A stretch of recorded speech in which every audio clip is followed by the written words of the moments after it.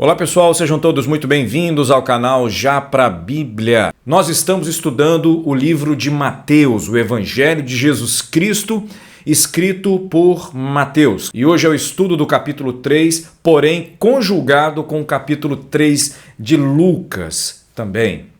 Porque o capítulo 3 de Lucas ele traz mais detalhes para a gente entender melhor o livro de Mateus. Já Pra Bíblia.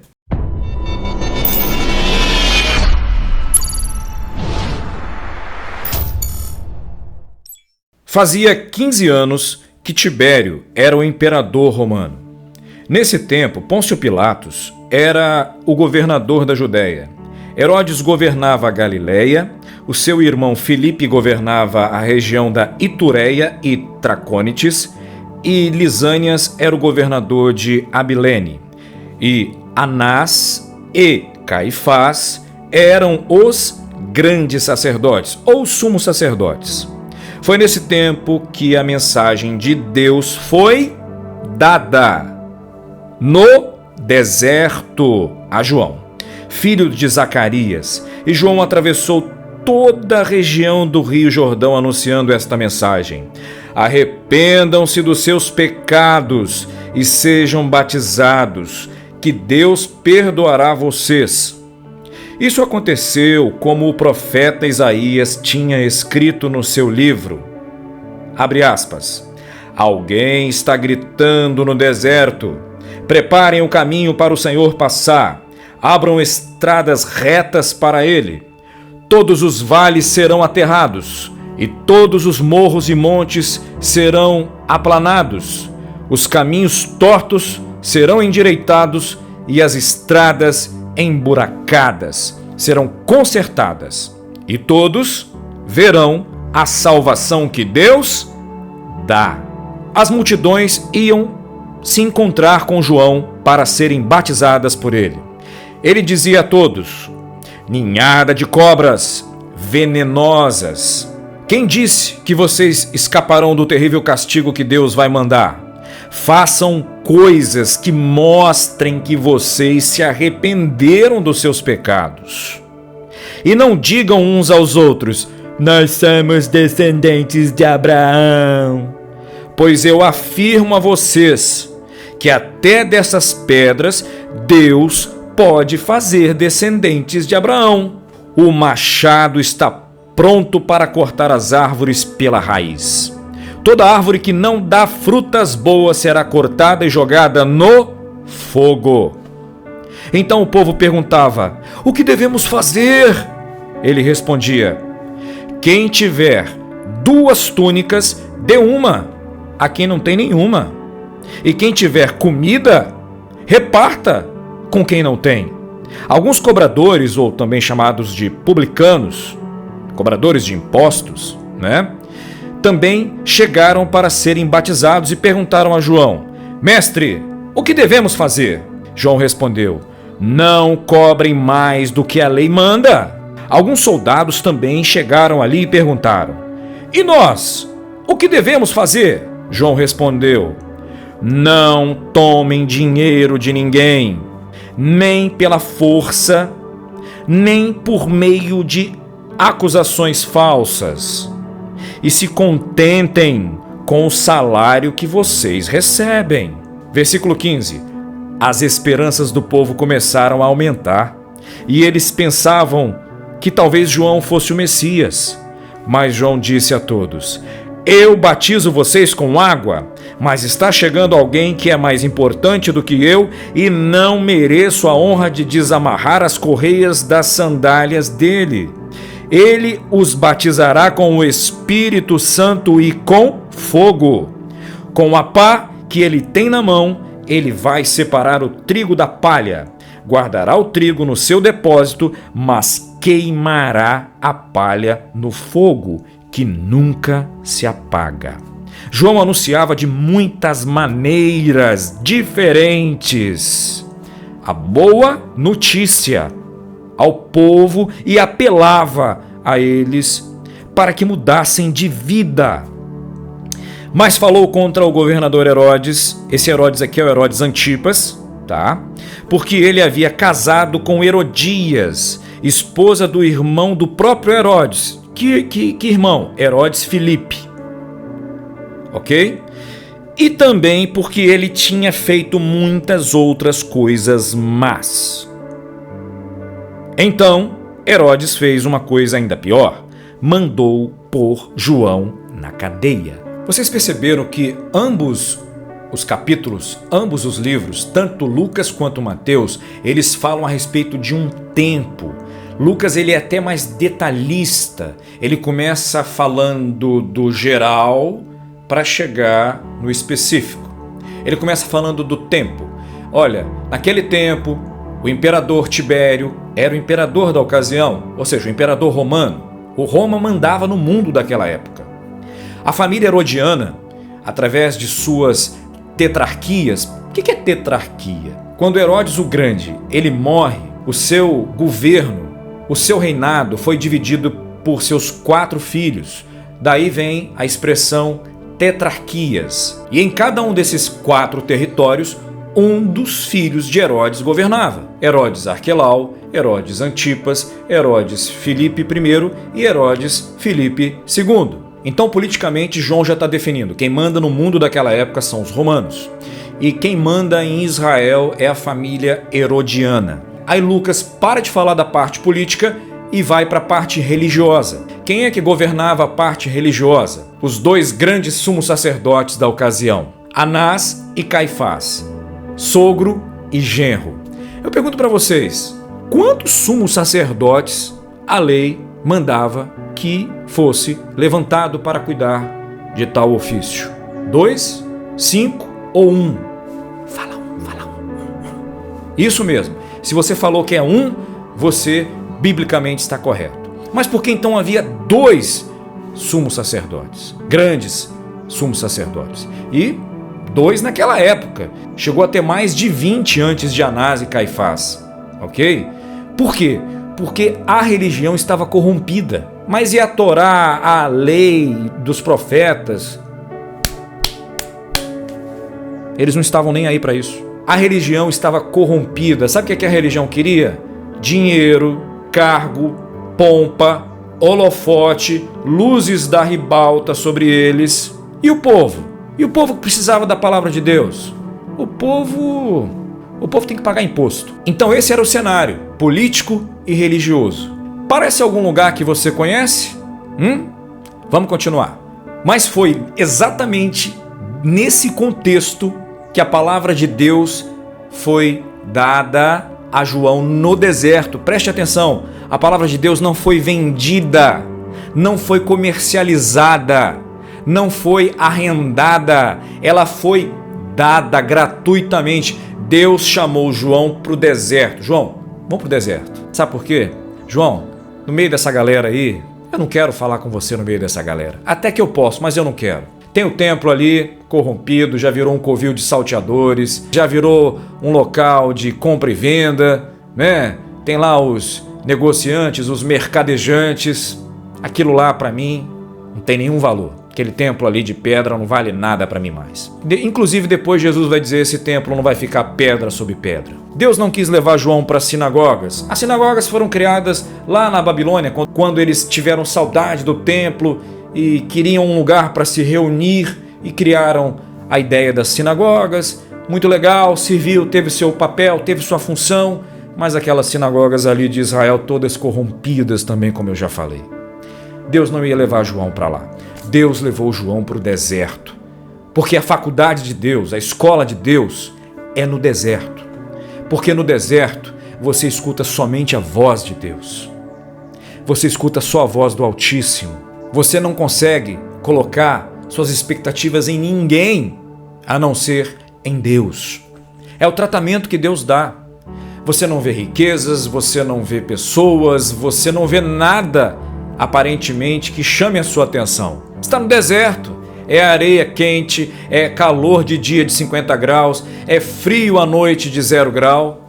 É o deserto, mas a presença de Deus está com você, tratando você, curando você, trabalhando em você, para através de você realizar uma grande obra. Era o que Deus estava fazendo na vida de João, e é o que Deus faz, é assim que Deus faz com todos aqueles que Ele quer usar para a glória do nome dEle, para que multidões sejam alcançadas para a glória do nome do Senhor Jesus. E qual foi a mensagem que foi dada de graça? Arrependam-se dos seus pecados, porque o reino do céu está perto. Arrependam-se dos seus pecados e sejam batizados e Deus perdoará vocês. Essa era a mensagem que depois de 400 anos sem ouvir nada sobre Deus, o povo tinha que ouvir. Você gostou dessa mensagem? Você gostaria de ouvir isso? Imagina o que passava na cabeça das pessoas. Muitos, de repente, como hoje, né?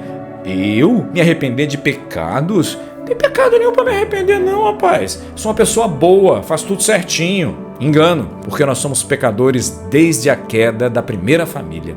O homem, infelizmente, é pecador desde Adão e Eva.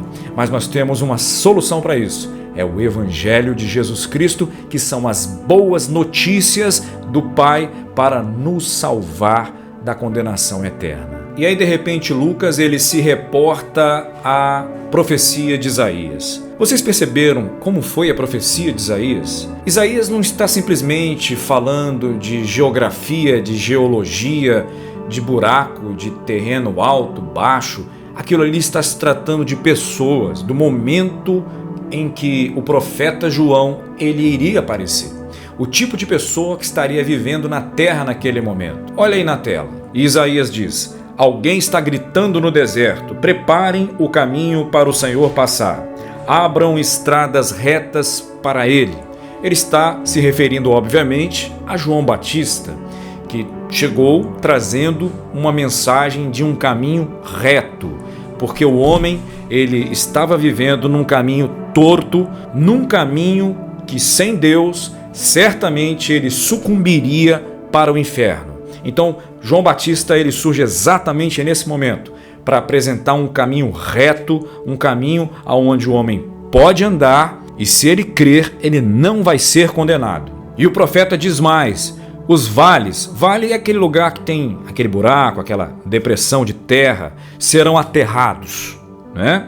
E todos os morros, ou seja, os montes, eles serão aplanados, ou seja, é como se o buraco vai se encher de terra e as montanhas serão cortadas, tudo vai ficar alinhado. A profecia significa os humildes, os que acham que não tem nada, os que acham que estão perdidos, os que acham que estão na depressão da vida e não há solução para eles, eles serão preenchidos pelo poder de Deus. E os que são soberbos, os que são arrogantes, os que acham que são grandes, cairão e se dobrarão diante daquele que está vindo, que é o Filho de Deus, para salvar a humanidade. E também terão a oportunidade de serem alinhados e ficarem cheios do poder de Deus, se na palavra de Deus eles crerem. E novamente ele diz: os caminhos tortos serão endireitados, ou seja, pessoas que vivem uma vida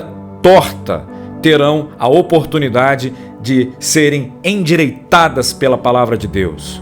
As estradas que são emburacadas, né? As pessoas que têm uma vida cheia de buracos, cheia de sequelas, elas serão consertadas, porque a palavra de Deus ela tem poder para fazer isso. A profecia termina: e todos verão o quê? A salvação que Deus empresta, a salvação que Deus vende, a salvação que Deus negocia?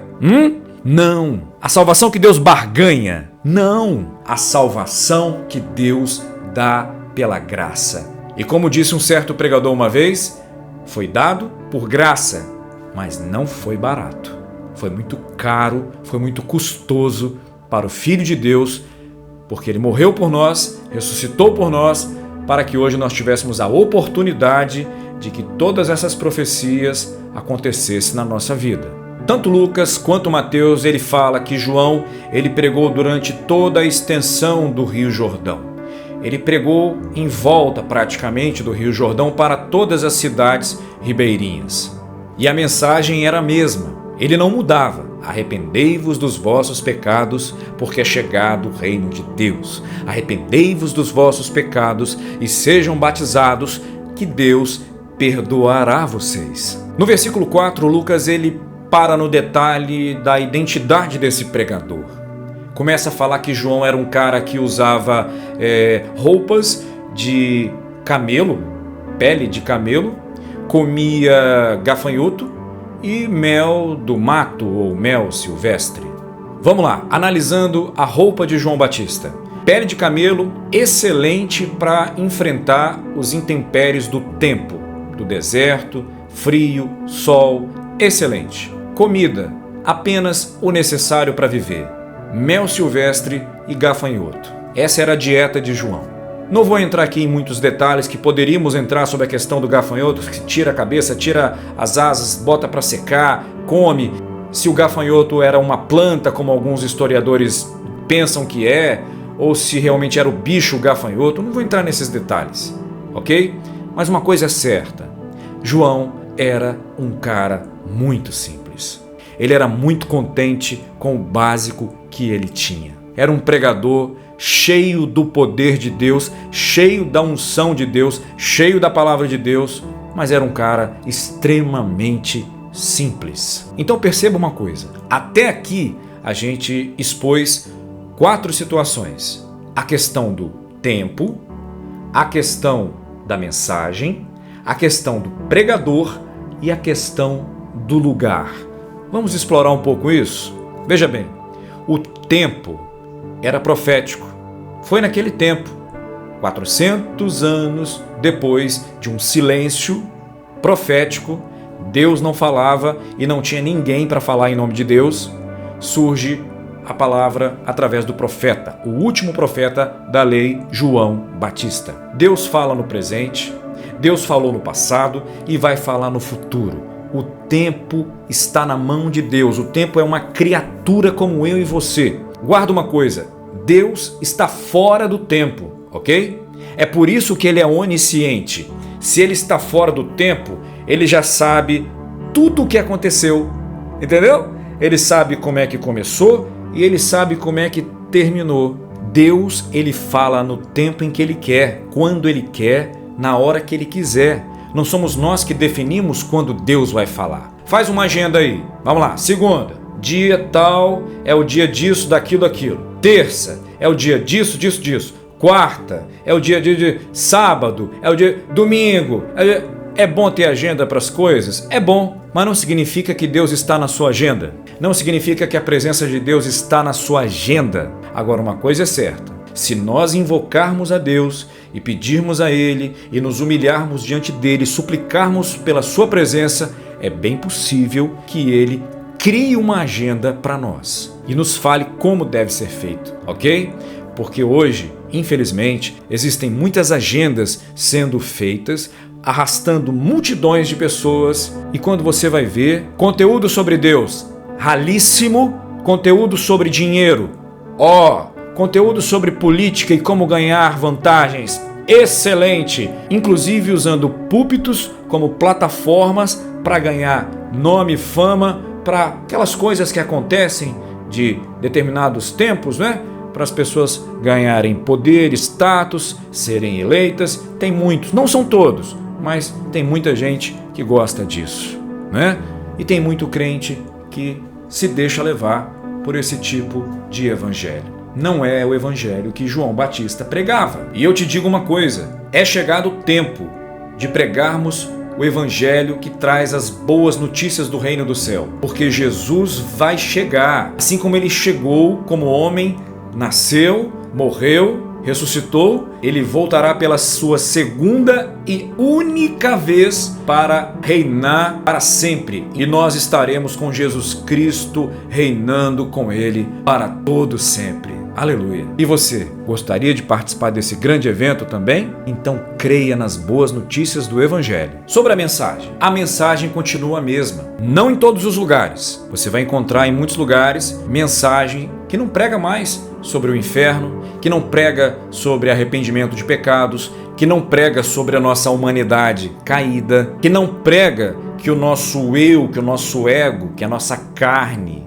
tem que ser mortificada todos os dias. Tem muitos lugares que você não vai escutar mais isso. Você vai escutar o quê? Você vai escutar pregações motivadoras, pessoas que usam isso inclusive para ganhar muito dinheiro. São caçadores de likes, caçadores de views. Entendeu? Pessoas que entram nas mídias sociais vazios, paupérrimos de poder de Deus, de conteúdo, mas são pessoas que são muito preparadas verborragicamente, falam bonito, oratória, se vestem bem, fazem caras e bocas, sorri, chora, faz cara de tudo que você imaginar. Nós estamos numa geração, queridos, de muito sofrimento. Pessoas sofrendo depressão, ansiedade, pânico, doenças psicossomáticas, todas as outras doenças que já existem no mundo. Acabamos de sair de uma pandemia e parece que o fato de Deus ter colocado o mundo todo no quartinho do pensamento não resolveu para muitos líderes religiosos. Ao contrário, muitos aproveitaram para se transformar em artistas da pregação. Muitos se aproveitaram para, por exemplo, criar meios de apenas tornar o evangelho mais ridículo, envergonhando o evangelho. Pessoas inescrupulosas que misturam aquilo que é do mundo com as coisas de Deus e arrastam essas pessoas todas que estão fragilizadas com palavras bonitas, pessoas que se vestem, que falam, que se pintam, que se mascaram, se fantasiam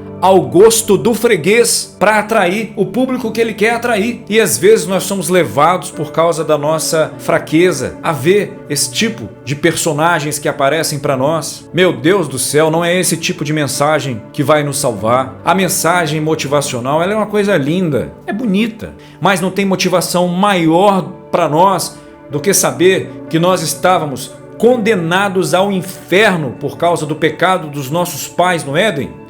E que por causa da descida do Filho de Deus a esta terra, abriu-se para nós a porta da salvação, a porta da graça, para nos salvar, para salvar a todo aquele que nele crê que Jesus é o único Senhor e suficiente Salvador, para nos levar de volta para o lugar da onde nós nunca deveríamos ter saído. Essa é a maior de todas as palavras motivacionais. Claro, você pode se motivar com muitas coisas, mas essas outras coisas, elas são periféricas. Elas não podem se tornar a motivação central.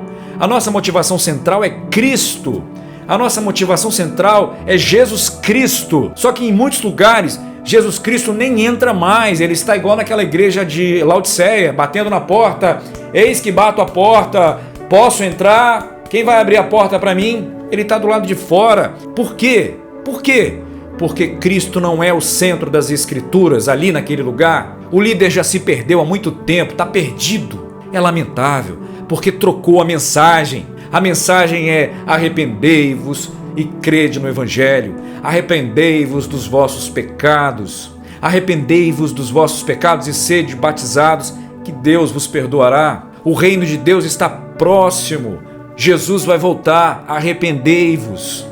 Esse tipo de mensagem não agrada a ninguém, não gera like, ninguém curte, as pessoas não gostam de compartilhar, ficam, esse tipo de pregação não quero não. Não tem um salminho aí pra mim não? O Senhor é meu pastor? Aquele que habita no esconderijo do Altíssimo, a sombra do Onipotente descansará. Que coisa linda, né? Tem que ficar claro isso. A mensagem precisa ser sobre Cristo. Jesus vai voltar. Ei, você que está me ouvindo, querido, querida, Jesus ama a sua vida. Arrependa-se dos seus pecados. Entregue sua vida a Ele e Ele te perdoará. Ainda que você continue passando por lutas, problemas e dificuldades, porque todos nós estamos enfrentando. Nós estamos vivendo dores terríveis. O mundo está agonizando de dores, catástrofes como nunca aconteceu e vai continuar acontecendo. Infelizmente, porque está tudo profetizado na palavra de Deus. O homem moralmente corrompido, caído, depravado e um monte de líder aí motivacional. Que legal! Uou! Né? Viram personagens, caricaturas para atrair sua atenção. Enquanto isso, você vai se afastando cada vez mais do verdadeiro evangelho, que é: arrependa-se dos seus pecados, o reino de Deus está chegando, Jesus quer te perdoar, Ele quer te salvar do inferno. Ao contrário, essas pessoas, elas não estão pregando o evangelho para você, elas estão mentindo para você. Elas querem o teu dinheiro, o teu tempo a tua atenção, porque na verdade elas estão doentes e elas precisam de cura, mas elas não entenderam isso.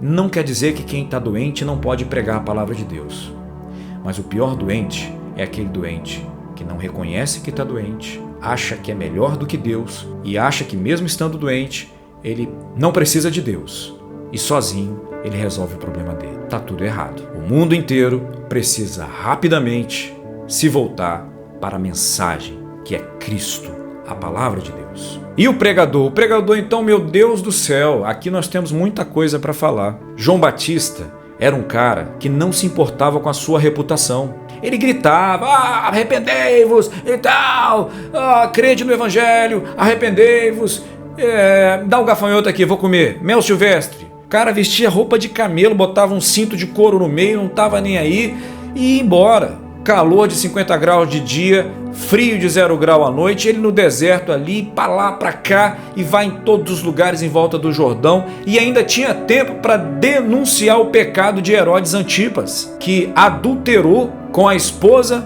do irmão dele, Herodes Filipe. Herodes Antipas se divorciou da esposa dele para ficar com a esposa do irmão dele, e João teve tempo de denunciar o pecado. A função do profeta era essa, era receber de Deus a mensagem, transmitir a mensagem de Deus para o povo e denunciar os pecados do povo, denunciar os pecados dos seus líderes, denunciar o pecado dos seus reis, das suas autoridades, para que eles se convertessem a Deus, para que as maldições não viessem sobre o povo, para que o castigo de Deus não viesse sobre o povo. Hoje nós temos um conceito errado de profeta. Profeta hoje é o cara que eu tive uma visão, eu tive uma revelação, ou eu estou sentindo aqui um negócio.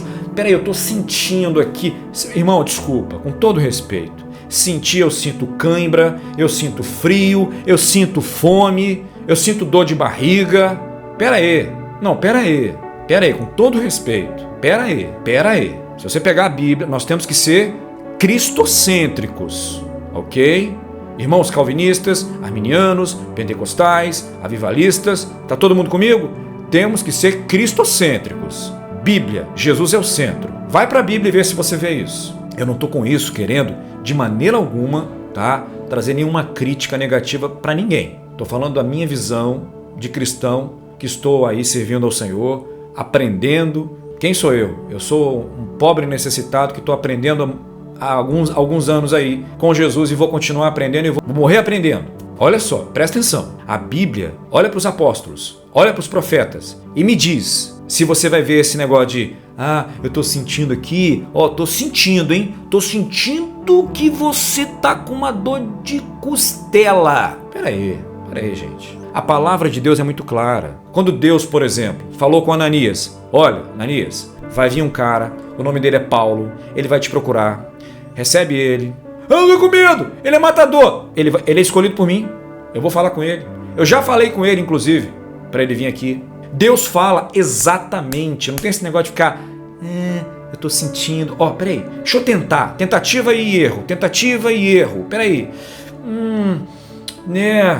gente, peraí, com todo respeito, vamos levar mais a sério. Mas tem hora que dá certo, tem hora que funciona, claro que vai funcionar. Às vezes Deus, Ele opera até nessas coisas que a gente faz, sabe por quê?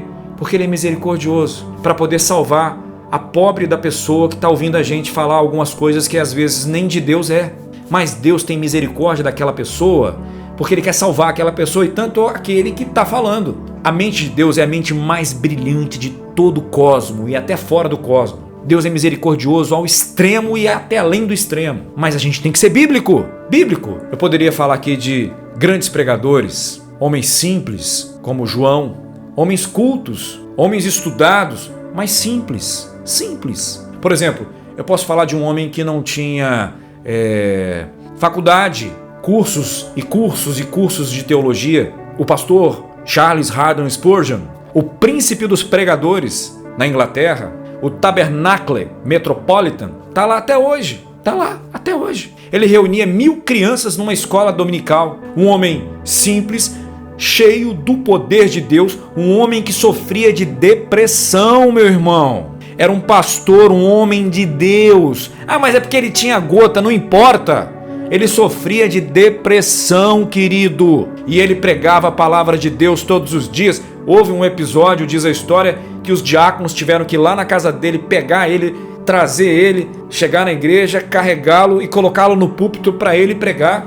E o homem pregava. Você vai procurar, eu tenho na minha estante aqui vários livros do pastor Charles Spurgeon. Você deve conhecê-lo, joga na internet. Um homem simples, mas um homem cheio do poder de Deus e um homem que não trocou a mensagem do reino de Deus. Um homem puramente cristocêntrico. E aí, eu poderia falar do pastor Dr. Martyn Lloyd-Jones, que tinha uma carreira belíssima para ser médico e abandonou isso para ser o ministro do evangelho. Um homem culto, um homem estudado, tem vários livros dele por aí, mas um homem cheio do Espírito Santo. E ele tem um livro excelente sobre dons espirituais, tá? Compra que você vai entender. Você não vai ficar refém de curioso que está aí falando sobre isso nos púlpitos, nas plataformas digitais, com todo o meu respeito, ok? Vamos trazer os mestres de volta para os púlpitos e tirar os meninos. Meninos que eu estou me referindo aqui, não é questão de idade não. Meninos aqui são os neófitos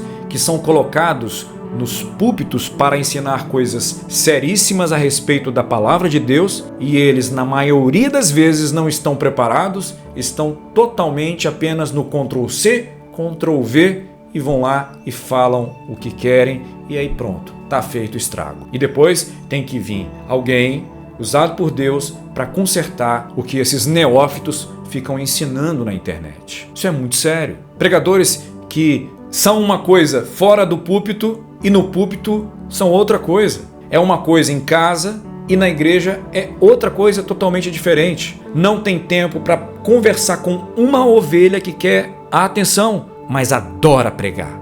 Adora. Não tem tempo para dar atenção para ninguém.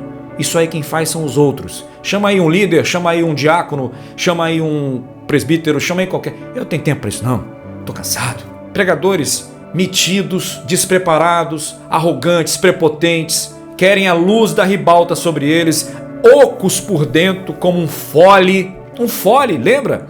Paulo ele vai falar sobre o fole, quando ele está falando sobre o ego. É isso. Muitos pregadores estão como um fole, vazio por dentro, cheio de si, cheio de ego.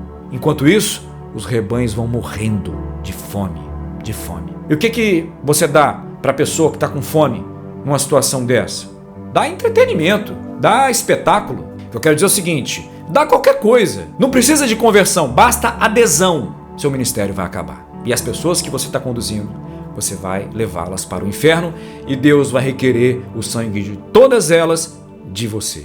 Pregar a palavra de Deus é falar a mensagem que Deus dá para falar e não o que eu quero falar. Você quer aprender sobre evangelho puro e simples? Compra um livro de um irmão, aquele autor de Crônicas de Nárnia, nosso querido e saudoso irmão C.S. Lewis. Compra o livro dele, Cristianismo Puro e Simples. Como diz a minha filha, a gente vai tomar um monte de lapada e vai aprender. Eu tomei muita lapada e aprendi. O evangelho é puro e simples, entendeu? João não parou de batizar, João não parou de pregar, João não parou de denunciar o pecado. Esse é o ministério de profeta e ele não está preocupado com a própria vida, com a sua reputação. Tanto é que o rei Herodes manda prender João Batista e mais adiante ele é degolado, sua cabeça é cortada, ele morre, ele é calado, ele é silenciado, mas a semente que ele pregou, as pessoas que foram batizadas, que creram no evangelho, nas boas novas, nas boas notícias do reino do céu, elas foram salvas pela maior de todas as mensagens motivacionais, que é pautada no anúncio da chegada do reino de Deus. Isso tem que motivar você.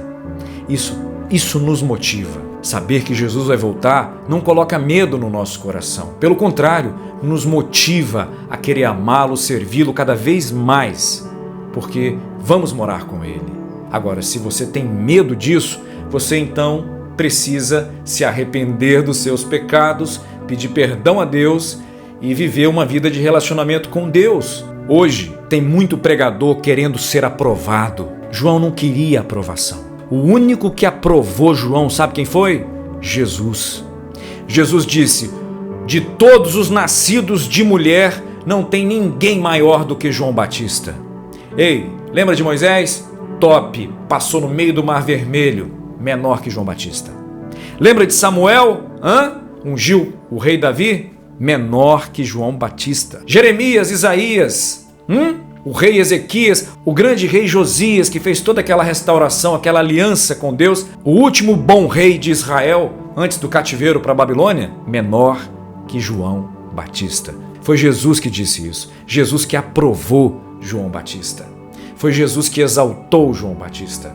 Você prefere ser um pregador que é aprovado por Jesus e odiado pelo mundo? Ou você quer ser um pregador aplaudido pelo mundo e reprovado por Cristo? Escolhe aí. E a questão do lugar? E agora? Como é que fica essa questão do lugar? João, ele pregava em torno do Rio Jordão. A Bíblia diz que ele pregava ao redor do Rio Jordão e as pessoas vinham de todos os lugares ouvir a palavra de Deus. Deus mandava, Deus tocava no coração das pessoas. As pessoas estavam famintas da palavra de Deus. Era um grande avivamento que estava acontecendo naquele lugar. E qual era o centro de todas as atenções ali? Era João? Não. O centro das atenções era aquela mensagem fantástica, maravilhosa, que nunca ninguém tinha ouvido falar, que nunca nenhum profeta antes de João havia pregado, que ninguém durante 400 anos conseguiu pregar. Arrependei-vos, porque é chegado o reino do céu. Estava acontecendo um grande avivamento. Em questão de dias, Jesus ia aparecer para eles ali a qualquer momento. Qual é o lugar que nós temos que ouvir a palavra de Deus? Em qualquer lugar. Dentro de 4 paredes, pela internet, na sua igreja, na sua comunidade, fora dela, em qualquer lugar, nós podemos pregar a palavra de Deus e podemos ouvir sobre a palavra de Deus. Pelo menos aqui no Brasil. Mas sobre o lugar, um alerta. Tome cuidado em que tipo de lugar que você vai acreditando que vai ouvir sobre a palavra de Deus. Mas aí surge um fato interessante. Surgem os fariseus e os saduceus querendo se batizar. Aquelas figuras com seus filactérios, suas franjas, suas roupas, suas túnicas, aquelas roupas bonitas, todos chegando no meio do povo simples. João olha para aquela galera e fala assim: ninhada de cobras! Mateus, ele vai falar. Em Lucas, ele escreve de uma forma geral, como que João tivesse dito isso e aí vem Mateus e explica que essa parte João estava falando para os fariseus e os saduceus. É quando João chama essa turma de ninhada de cobras. Vocês têm que fazer coisas que demonstrem que vocês se arrependeram dos seus pecados. E não fiquem dizendo, nós somos filhos de Abraão, porque eles ficavam assim: eu sou filho de Abraão, sou filho de Abraão. E hoje tem muita gente assim, não tem evidência de que é convertido, não há um testemunho que ele é convertido, ok? E ele fica se apoiando na religiosidade dele. Não, eu tenho 50 anos que eu estou na igreja. Não, eu sou pastor, eu sou diácono, eu sou presbítero. Eu tenho experiência com Deus, muita experiência. Já vivi muita coisa com Deus. Ninhada de cobras. João que falou, façam coisas que mostrem que vocês se arrependeram dos seus pecados. Não adianta falar que está salvo se não tiver evidência. As coisas são as obras. Não existe fé sem obras. As obras acompanham a fé, ok? As obras acompanham como reflexo da minha salvação. Precisa haver, sim, uma vida de piedade, de generosidade, de amor ao próximo, de cuidar do meu semelhante, de dar comida, de dar roupa, de ajudar o próximo. Ou você quer só juntar dinheiro numa conta, juntar dinheiro, fica juntando dinheiro, daqui a pouco vai chegar o anticristo, vai falar assim: obrigado por você ter juntado esse dinheiro para mim, inclusive vou investir em você. O cristianismo é puro e simples, é fé e obras. Façamos coisas que demonstram que realmente nós somos filhos de Deus. Você fala que é filho de Deus, você não dá um bom dia para uma pessoa e não consegue matar a fome de uma pessoa. Você vê uma pessoa catando lixo, não para o carro para dar um biscoito para ela comer. Você tem um biscoito no carro, você não dá, entendeu? Estou dando aqui um exemplo mínimo. Você vê uma campanha de doação de roupa, de alimento, de dar comida para matar a fome, você não participa de nada, você não ajuda nada. Evangelho não é social, mas você gosta de um dinheirinho, né? Nossa geração de cristãos cresceu sendo muito avarenta, muito miserável, muito mão fechada. Evangelho não é social! Não, nossa igreja só se preocupa com o espiritual. Igrejas assim são muito pobres. Pensam que são ricas, como Laodiceia, mas são muito pobres espiritualmente. Muito pobres de Bíblia. Muito pobres. Enquanto isso, estão estufadas com fermento de heresias. E o que João Batista vai dizer? Se a árvore não der fruta boa, ela vai ser cortada porque o machado está pronto para acertar a raiz. Olha, nós somos conhecidos pelos frutos que nós geramos, tá? A aparência pode enganar as pessoas, não engana Deus não. O que tem no nosso coração, Jesus sabe. O homem não sabe não, mas Jesus sabe. Então, o que nós precisamos é pedir a Deus que sejamos árvores que gerem bons frutos, frutos dignos de arrependimento, que demonstrem que realmente houve arrependimento pelos meus pecados. Quem roubava, não rouba mais. Quem matava, não mata mais. Quem vivia no crime, não vive mais. Quem mentia, adorava mentir, não mente mais. Quem adorava uma propina, não mexe mais com isso. Quem se corrompia, não se corrompe mais. É mudança. E ao contrário, vira generoso, vira abençoador, vira compartilhador, vira uma árvore de fruto bom. As pessoas se alimentam de você. Você passa a produzir frutos dignos de arrependimento. A bênção de Deus na sua vida, ela é compartilhada na vida de outras pessoas. Só o Evangelho, só a Boa Nova pode fazer isso com a gente. Agora, se nós não formos assim, o machado já está pronto, na mão do justo juiz. Na hora certa ele vai cortar na raiz e vai pegar essa árvore que não gera nada e vai jogar no fogo. Que fogo? Fogo do inferno. Está na Bíblia. Estou inventando nada. Está na palavra de Deus. Como eu falei, o cenário era de um grande avivamento. Mateus e Lucas, eles estão falando de pessoas que estão vindo de todos os lugares para ouvir que pregação era aquela e qual era o efeito daquela pregação, o que acontecia com quem acreditasse naquela pregação. Quando o povo escutou aquela pregação, o povo falou: o que nós fazemos? O que nós devemos fazer? Você vê hoje os pregadores, homens e mulheres, estão pregando a palavra de Deus e as pessoas estão assim, apáticas, frias espiritualmente, mortas espiritualmente. Cumpriu o protocolo, vai para casa, domingo que vem estou de volta. Não acontece nada, não tem mudança. Quando o lugar tem a presença de Deus, a própria pessoa ela vem, cadê? O que eu faço? O que eu tenho que fazer? E João respondeu para o povo: olha, se você tem 2 túnicas, pega uma e dá para quem não tem nenhuma. Isso é fruto de quem se arrependeu, parou de ser egoísta e passou agora a ser generoso. É um exemplo. E disse mais: quem tiver comida, reparta com quem não tem. Entendeu? Para de pensar só no seu umbigo, para de pensar só naquela churrascada sua e compartilha. Então toda vez que eu fizer janta e almoço eu tenho que ir para a rua para procurar alguém. Não é isso. É você fazer o seguinte, é você estar pronto a dividir, compartilhar a todo momento que surgir a oportunidade para você. Deus está interessado em ver os seus frutos. É pensar no próximo, é ser generoso, é ser gentil, é se colocar no lugar daquela pessoa, é ter misericórdia. E a palavra de Deus diz que os misericordiosos, eles alcançarão misericórdia.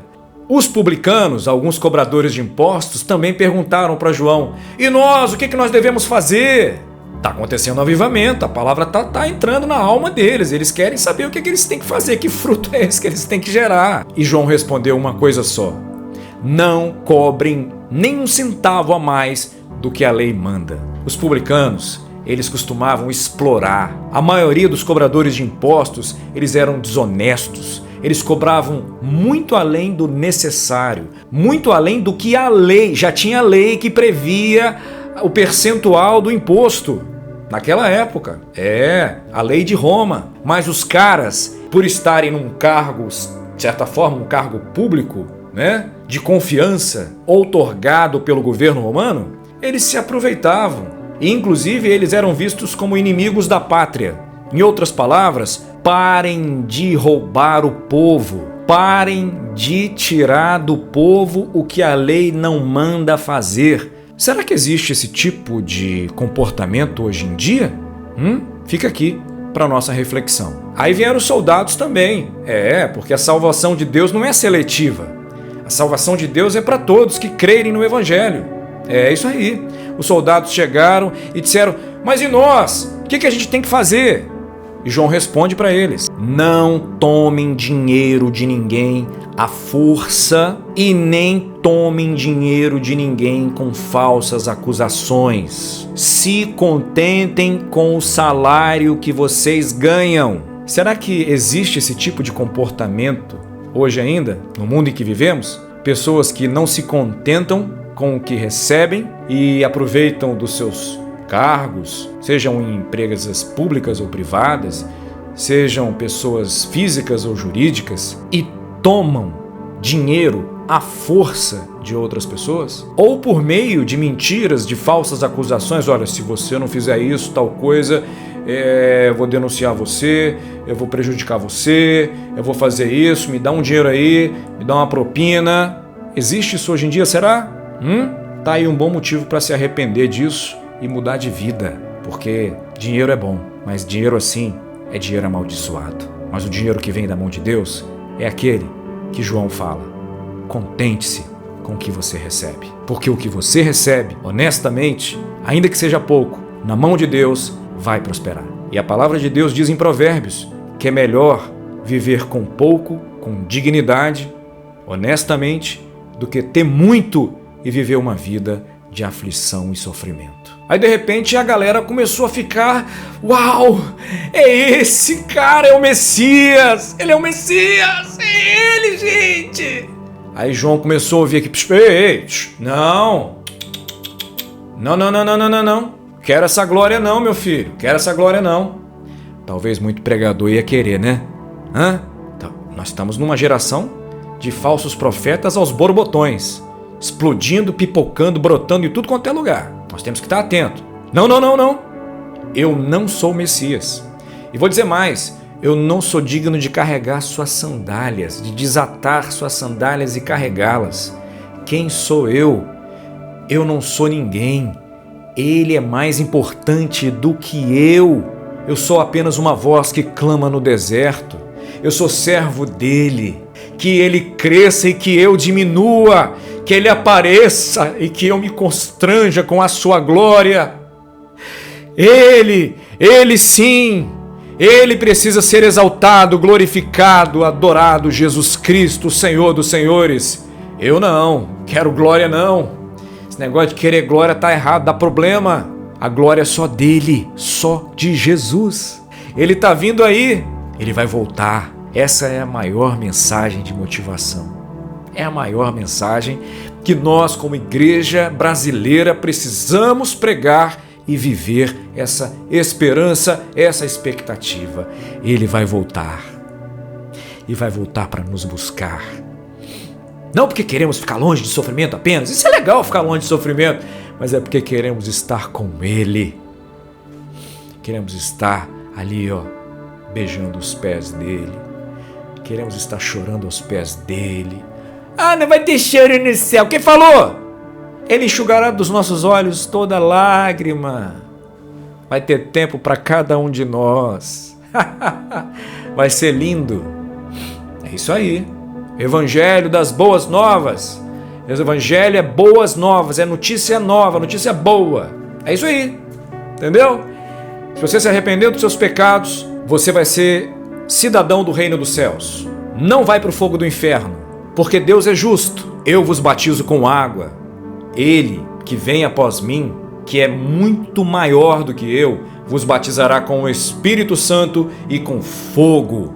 Aqui há uma divergência de entendimento na igreja brasileira e em muitos lugares, pois alguns afirmam que batismo com o Espírito Santo ou no Espírito Santo é uma coisa e batismo com fogo seria outra coisa, ou seria batismo com fogo seria a condenação ao fogo do inferno e o batismo com o Espírito Santo é o selo da conversão na vida do cristão. Vou dar minha opinião. e você fique com a sua e você tire suas próprias conclusões. E lembre-se, nós temos que respeitar as opiniões uns dos outros porque somos irmãos. Amém? E mesmo que não fôssemos, nós temos que respeitar porque respeito é bom e todo mundo gosta. Antigamente eu acreditava que era uma coisa só, batismo com o Espírito Santo e batismo com fogo. Mas hoje eu não penso assim mais. Por quê? Porque hoje eu leio a Bíblia não isolando versículos. Não. Eu analiso o texto, o contexto anterior, posterior, o capítulo inteiro. E às vezes um capítulo anterior e posterior para entender o que o profeta, o personagem, está falando ali em nome de Deus. E quando você lê o contexto todo, o capítulo todo, você vai vendo que na sequência ele fala assim: e ele não só faz isso, mas ele também tem a pá na mão, e ele vai separar o trigo, vai colocar no depósito dele, e vai tirar a palha, porque é uma eira, tem trigo e palha, então ele vai separar o trigo da palha. O trigo vai para o depósito dele, e a palha vai para o fogo. Ou seja, que fogo? O fogo do juízo. Então, quando você lê o contexto todo, você percebe que batismo com o Espírito Santo é uma coisa, é um tipo de batismo que sela o cristão como salvo. E o batismo com fogo é o batismo do juízo. Ah, mas lá em Pentecostes houve línguas de fogo que apareceram na cabeça deles. Não tem nada a ver uma coisa com a outra. Se você quiser, por exemplo, saber opiniões de pessoas que são muito mais estudiosas de Bíblia do que eu. Por exemplo, Pastor Hernandes Dias Lopes pensa como eu pensava. Pastor Augustus Nicodemos pensa como eu penso, entendeu? E ambos são irmãos, se amam e tá tudo certo. Importante é você crer nas doutrinas principais da Bíblia. Existe o batismo com o Espírito Santo, sim, o poder do Espírito Santo, o fogo do Espírito Santo que arde dentro de nós, mas também existe o fogo do juízo, ok? Que vai acontecer, e isso é inevitável, mas você pode se aprofundar nesse assunto conversando, lendo, estudando cada vez mais para você compreender e crescer na graça e no conhecimento do Senhor Jesus. Amém? Vamos avançar. Finalizando o nosso estudo, no capítulo 3, do versículo 18, Lucas, ele diz o seguinte: João, ele anunciava a boa notícia do reino de Deus que era chegado de diversas maneiras para todo o povo, ao passo que ele apelava para que todos mudassem de vida. Eu não sei as diversas maneiras que ele pregava, não sei se ele pregava cantando, dançando, falando, plantando bananeira, pulando, não sei. Eu sei de uma coisa, hoje nós temos condições de pregar a palavra de Deus através de diversas maneiras e em diversos lugares e circunstâncias, porque Deus nos deu poder através do Evangelho para sermos sal da terra, nos deu poder para sermos luz para o mundo, para refletirmos a glória de Deus, não a nossa. Nós podemos pregar Jesus nas praças, nas escolas, nas faculdades, na praia, no shopping, dentro do cinema, no intervalo, ou em qualquer lugar, entendeu? Mas quer saber uma dica legal? Prega Jesus na internet, no Instagram, no TikTok, no Facebook, em qualquer meio. Pregue a palavra de Deus, pregue sobre essa boa nova. Jesus vai voltar. A boa nova naqueles dias era: arrependam-se dos seus pecados,